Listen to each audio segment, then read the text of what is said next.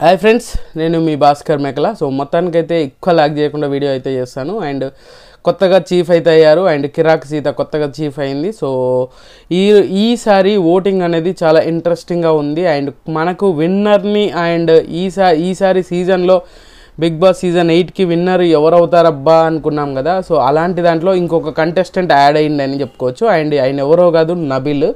చాలా interesting voting అనేది పడుతుంది. అండ్ దరిదాపులో కూడా ఎవరు లేనట్టుగా ఆయన ఓటింగ్ కోత మొదలు పెట్టాడు. సో ఆ రేంజ్లో ఓటింగ్ పడుతుంది. అండ్ క్లియర్గా మాట్లాడుకుందాం. ఫస్ట్ ఎవరున్నారు ఏంటి, అండ్ క్లాన్ చీఫ్ ఇద్దరు, నిఖిల్ ఉన్నాడు అండ్ కిరాక్ సీత కొత్తగా అయింది.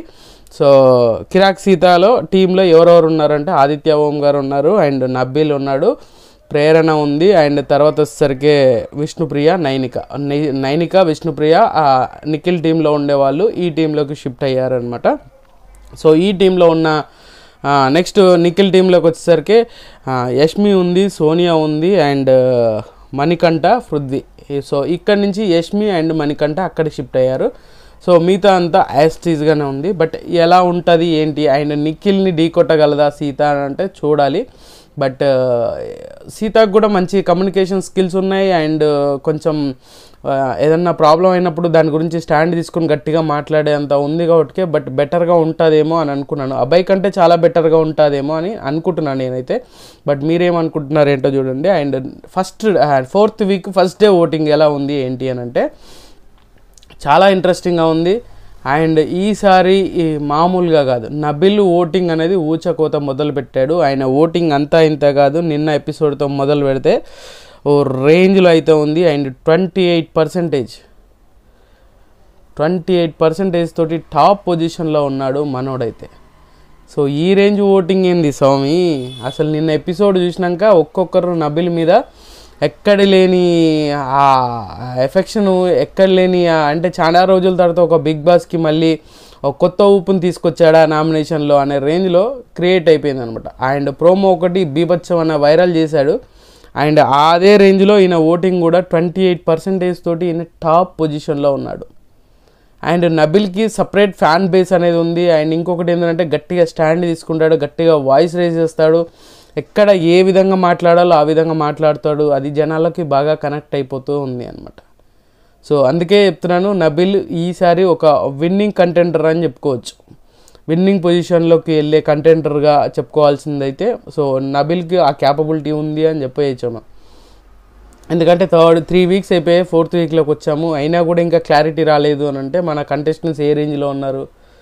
సో మొత్తానికి ఒక కంటెస్టెంట్ అయితే నబిల్ అయితే నాకు తెలిసి గట్టిగానే ఎవరు ఏంటి అనేది కాకుండా ఆయన అనుకున్నది చెప్పాలి, చేయాలి అనుకున్నది ఖచ్చితంగా చేస్తున్నాడు. సో ఇది అనమాట. సో 28% తోటి టాప్ పొజిషన్లో ఉంటే సెకండ్ పొజిషన్ వచ్చేసరికి ప్రేరణ ఉంది. ప్రేరణ 18% తోటి ప్రేరణ ఉంది. సో ఈమెకు కూడా మామూలు ఓటింగ్ కాదు, ఈ ఒక రేంజ్ ఓటింగ్. ఆ ఎక్స్ టాస్క్ ఏదైతే ఉందో ఆ టాస్క్ అనేది మొత్తం మార్చేసింది.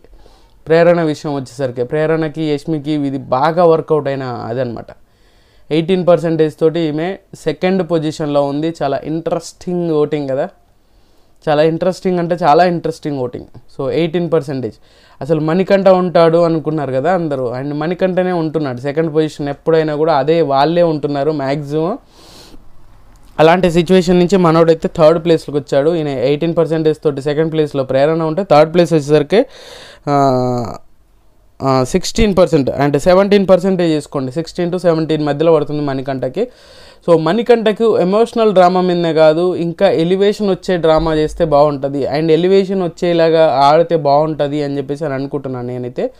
సో మీకేమనిపిస్తుంది, మీరేమనుకుంటున్నారు అనేది కూడా కింద కామెంట్ చేయండి. అండ్ మణికంఠ చాలా విషయాల్లో బాగానే ఉంటున్నాడు, లాజికల్గా ఉంటున్నాడు. ఆ ఎమోషనల్ డ్రామా అనేది ఎండ్ ఆఫ్ ది డే ఆ ఎమోషనల్ డ్రామా అనేది తీసుకొచ్చి అక్కడ ఆపేస్తున్నాడు. అది కొంచెం ఏదంటే ఎట్టకారంగా అది కొంచెం జనాలు తీసుకోలేకపోతున్నారు. ప్రతిసారి అదే లొల్లి, అదే ఎమోషనల్ ట్రాకింగ్, అదే ఎమోషనల్ డ్రామా చేస్తే జనాలు కూడా యాక్సెప్ట్ చేయరు కదా. సో అది నేను చెప్పేది అనమాట. సో నాగమణికంఠకు కూడా 16 to 17% ఓటింగ్ అనేది పడుతుంది. అండ్ ఇక్కడ వరకు వీళ్ళు ముగ్గురు సేఫ్ అనుకుంటే సేఫే. బట్ తర్వాత పొజిషన్ వచ్చేసరికి షాకింగ్గా అనిపించింది నాకు. ఏంటబ్బా ఈ ఓటింగ్ ఏంది ఇలా మారిపోయింది అని అనిపించింది. అది ఎవరో కాదు, మన ఆదిత్య ఓం గారు. ఆదిత్య ఓం గారు నిన్న ఏదైతే నామినేషన్లో పాయింట్స్ చెప్పారో సోనియా మీద అది బాగా వర్కౌట్ అయింది అండ్ బాగా జనాల్లోకి రీచ్ చేయగలిగాడు అని చెప్పేసి నాకైతే క్లియర్గా అనిపించింది. సో ఈ రేంజ్లో అవుతుంది అని అనుకోలేదు. బట్ ఈయనకు కూడా 15 to 16 మధ్యలో ఓటింగ్ అనేది పడుతుంది. 15 to 16 మధ్యలో ఓటింగ్ అని అంటే ఏం మామూలు విషయమా ఏమన్నా? మర్తిపోగొట్టే ఓటింగ్ అది. ఆదిత్య ఓం గారు కూడా ఈసారి ఖచ్చితంగా సేవ్ అయ్యే ఛాన్సెసే ఉంది అని చెప్పుకోవచ్చేమో నాకు తెలిసి. ఈ రేంజ్ ఓటింగ్ పడుతుందని అస్సలు ఎక్స్పెక్ట్ చేయలేదు. బట్ ఎక్స్పెక్ట్ చేయింది జరుగుతూ ఉంది అనమాట. ఓటింగ్ విషయంలో మాత్రమే, మిగతా కంటెస్టెంట్స్ మిగతా గేమ్ పరంగా కాదు. మనం ఓటింగ్ ప్రకారంగా మనం అనుకున్నది ఒకటైతే అక్కడ జరుగుతుంది ఇంకొకటి లాగా అయిపోతుంది. దట్టు చాలామంది ఏంటంటే నిన్న నామినేషన్లో ఆల్మోస్ట్ అందరూ ఆయనను టార్గెట్ చేశారు అని చెప్పేసి అన్నారు కదా. ఆ టార్గెట్ చేయడం వల్ల ప్రాబ్లం అయిపోతుంది. ఆ టార్గెటింగ్ వల్లనే ఆ సిచ్యువేషన్ అనేది క్రియేట్ అయింది. సో అందువల్ల ఆయనకు బెటర్మెంట్ అయిపోయింది. అంటే కావాల్సుకొని ఆయనను వాడారు, అంటే ఆయనను కావాల్సుకొని అది చేశారు అనేది క్లియర్గా అర్థమవుతుంది. అందుకే మనోడికి ఓటింగ్ అనేది ఆ రేంజ్లో పడుతుంది. 15 to 16 మధ్యలో ఓటింగ్ అనేది బీభత్సంగా పడుతుంది. ఇంకా తర్వాత పొజిషన్ వచ్చేసరికి ఇద్దరు సేమ్ ఉన్నారు, ఇద్దరు బడ్డీస్, పృథ్వీ అండ్ సోనియా. వీళ్ళిద్దరు బడ్డీస్ తొందరగా బయటికి వెళ్ళాలని ఆతృత పడుతున్నట్టున్నారు, ఆలోచించకుండా ముందుకెళ్తున్నారు అనేది. ఈరోజు మామూలు రచ్చ ఉండదు. ఈరోజు ఎపిసోడ్లో ఎదిరిపోయే కాంట్రవర్సీస్ ఉంటాయి. అండ్ మళ్ళీ యష్మి వర్సెస్ సోనియా ఇవే జరగబోతుంది. అండ్ పృథ్వీ నిఖిల్ ఇప్పటికన్నా కళ్ళు తెరుచుకుంటారా అని అంటే మరి ఏం జరుగుతుందో చూడాలి. సో క్లాన్స్ కూడా మారారు. ఇప్పుడు యష్మి కూడా నిఖిల్ క్లాన్లోకి వచ్చింది అండ్ సోనియా నిఖిల్ క్లాన్లోనే ఉంది. సో ఈ విధంగా మణికంఠ నిఖిల్ క్లాన్లోకి వచ్చాడు. సో ఈ వేరియేషన్స్ అన్నీ ఎలా కవర్ చేయగలిగాడు, ఎలా కవర్ చేస్తాడు, ఏం జరుగుతుంది ఏంటి అనేది కూడా క్లియర్గా ఒక డెసిషన్కి రాలేకపోతున్నారు.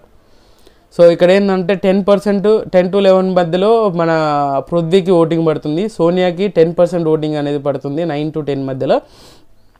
మంచి ఓటింగ్ అని చెప్పలేము, బట్ ఇద్దరు డేంజర్ జోన్లు. ఇద్దరు వీళ్ళ పాపం వీళ్ళ మధ్యలో ఉన్న ర్యాపోనే వీళ్ళిద్దరిని కొంప ముంచేలా ఉంది. అండ్ పృథ్వీకి బాగా ఎఫెక్ట్ అవుతుందా, సోనియాకి ఎఫెక్ట్ అవుతుందా తెలియదు కానీ సో మొత్తానికి వీళ్ళిద్దరిలో ఒకరు వెళ్ళిపోయే ఛాన్సెస్ ఎక్కువగా కనిపిస్తున్నాయి. అండ్ సోనియా ఇప్పటికన్నా కొంచెం మారి ఇండివిజువల్గా గేమ్ ఆడి, ఇండివిజువల్గా మాట్లాడి, ఇండివిజువల్గా చేస్తే బెటర్గా ఉంటుంది అని చెప్పేసి నేను అనుకుంటున్నాను నేను. బట్ ఆమె అది చేస్తుందా చేయగలుగుతుందా చేయలేదా అనేది తెలియదు. మొత్తానికైతే పొజిషన్ ఇదే. నబీల్ అయితే టాప్ పొజిషన్లో ఉన్నాడు, తర్వాత ప్రేరణ ఉంది, తర్వాత మణికంఠ, తర్వాత ఆదిత్య ఓం, తర్వాత పృథ్వీ, తర్వాత వచ్చేసరికి Sonia. So last but the least అన్నట్టుగా సోనియా ఉంది. ఈసారి ఎలిమినేషన్ జోన్ను ఫేస్ చేయబోతుంది ఎవరు అని అంటే ఖచ్చితంగా నాకు తెలిసినంత వరకు ఇంకా చాలా రోజులు ఉంది కాబట్టి ఇప్పుడే కన్ఫర్మేషన్ ఇవ్వలేము. బట్ పృథ్వీ, ఆదిత్య ఓం అండ్ సోనియా వీళ్ళ ముగ్గురు మధ్యలోనే ఎలిమినేషన్ అనేది ఉండబోతుంది. సో ఇది క్లియర్ అనమాట. సో ఖచ్చితంగా ఏం చేయలేము. మీకు నచ్చిన కంటెస్టెంట్ కోట్ వేసుకోండి. అండ్ కొత్త చీఫ్లు అయ్యాక కొత్తగా సీతా పర్ఫార్మెన్స్ ఎట్లా ఉంటుంది ఏంటి, ఎవరు ఏ విధంగా యాక్సెప్టబుల్ అవుతారో చూడాలి.